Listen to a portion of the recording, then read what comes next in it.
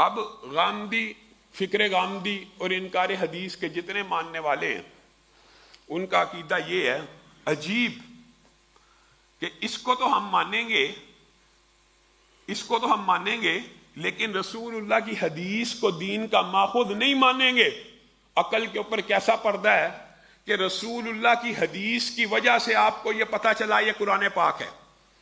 رسول اللہ صلی اللہ، عجیب بات ہے کہ رسول اللہ کی یہ حدیث دین کا ماخذ ہے کہ یہ قرآن ہے۔ عقل کے اوپر ذرا پردہ نوٹ فرمائیے، رسول اللہ نے کہا یہ قرآن پاک ہے۔ یہ کس نے کہا ہے؟ رسول اللہ نے۔ یہ قرآن میرے اور آپ کے اوپر نازل ہوا کہ رسول اللہ صلی اللہ علیہ وسلم کے اوپر نازل ہوا؟ کیا اللہ نے مجھے اور آپ کو کہا یہ وحی ہے؟ رسول اللہ نے کہا یہ قرآن پاک ہے۔ حدیث کا یہ بیان تو غامدی اور انکار حدیث کرنے والے مانیں گے، لیکن حدیث کی دوسری قسم جس میں اس قرآن پاک کا بیان ہوگا، اس کی تشریح ہوگی، وہ نہیں مانیں گے۔ یہ قرآن ہے، یہ حدیث ہم مانتے ہیں، لیکن جو اس کی تشریح ہوگی وہ ہم دین کا ماخوذ ہی نہیں سمجھتے۔ انا للہ و انا الیہ راجعون کہ رسول اللہ صلی اللہ علیہ وسلم اللہ کے اوپر، اگر آپ کا یہ عقیدہ یہ ٹھیک ہے، یہ احادیث تو ماننی پڑیں گی، آپ کی اپنی پک اینڈ چوائس ہے کہ کوئی مان لی جائے جو صحیح سند سے ہے، بتائیے۔ غامدی صاحب تو یہاں تک کہہ اٹھے دلائل سن کے نا علماء کے، ان کے سامنے ہم جب یہ دلیل رکھتے ہیں کہ قرآن پاک کے اندر پہلی جو آیت نازل ہوئی غار حرا میں کون سی نازل ہوئی تھی؟ اقرا۔ کہاں پہ ہے؟ 30ویں۔ پہلی آیت کیوں نہیں قرآن پاک کی؟ قرآن پاک کی پہلی آیت اقرا کیوں نہیں؟ 30ویں پارے میں کیسے گئی ہے؟ اول تو وہ جواب دیا کرتے تھے کہ ہاں یہ احادیث جو ترتیب توقیفی کے حوالے سے یہ تواتر کے اوپر مبنی ہے کہ رسول اللہ نے کہا سورۃ فاتحہ کو پہلے رکھ دو، بقرہ کو بعد میں رکھو، آل عمران یہاں ہونی چاہیے، نساء، مائدہ، نحل وغیرہ یہاں ہونی چاہیے، یہ باتیں تو درست ہیں۔ پھر جب ان کو سمجھ آئی کہ اس طرح بات نہیں بننی تو کہنے لگے غار حرا کا سارا قصہ ہی ایک فسانہ ہے۔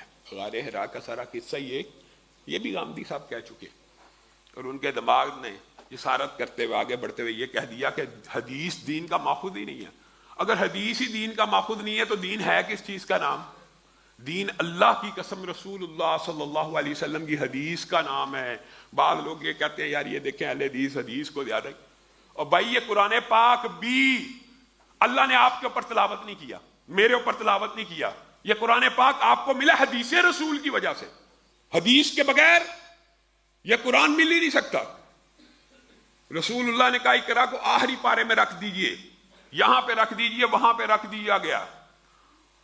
اگر آپ کے نظریے کے اوپر عمل پیرا بندہ ہو تو اقرا کو قرآن پاک کی پہلی آیت ہونا چاہیے، ترتیب نزولی کے اعتبار سے پہلی آیت ہے، پھر مدثر ہونا چاہیے جو ترتیب کے ساتھ صورتیں نازل ہوئی ہیں۔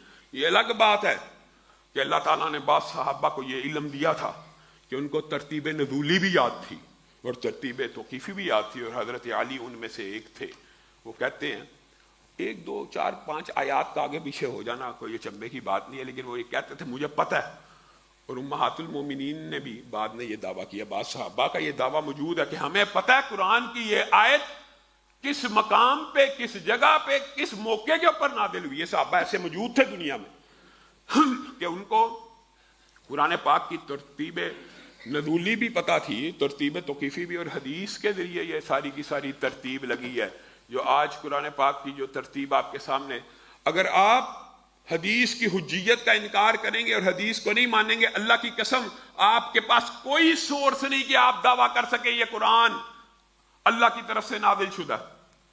دنیا کو کوئی بندہ اٹھے جتنی مرضی کوشش اور سٹرگل کر لے اور وہ یہ دعویٰ کرنے کی کوشش کرے یہ اللہ کی کتاب ہے، اللہ کی قسم وہ ثابت نہیں کر سکتا حدیث کے بغیر کہ یہ اللہ کی کتاب ہے۔ جائیے غامدی صاحب کو بھی چیلنج ہے اور انکار حدیث کرنے والوں کو بھی چیلنج ہے، یہ ثابت کر کے دکھائیں یہ اللہ کی کتاب ہے۔ اس کو اللہ کی کتاب اور اس کو کلام اللہ ثابت کرنے کے لیے بھی حدیث رسول کا سہارا لیا جائے گا۔